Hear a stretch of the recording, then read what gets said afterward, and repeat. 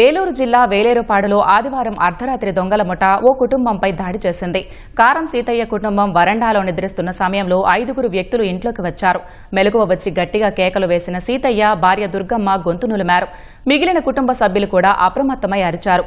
సీతయ్య కుమారుడు కర్ర పట్టుకుని దొంగలను కొట్టేందుకు వెళ్లగా కత్తి గుణపంతో బెదిరించారు. ఈ క్రమంలో ఇరుగు పొరుగు ఘటనా స్థలానికి చేరుకోగా దొంగలు అక్కడి నుంచి పరారయ్యారు. ఊరి చివర అప్పటికే సిద్ధంగా ఉంచిన కారెక్కి ఉడాయించారు.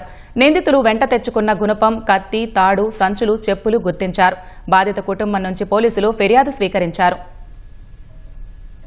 నైట్ 12:58 మా ఇంటికి 5గురు గుర్తు తెలియని వ్యక్తులు వచ్చి మా అమ్మగారికి మా నాన్నగారి మీద దాడి చేయడం జరిగింది. అలాగే మా అమ్మగారి గొంతు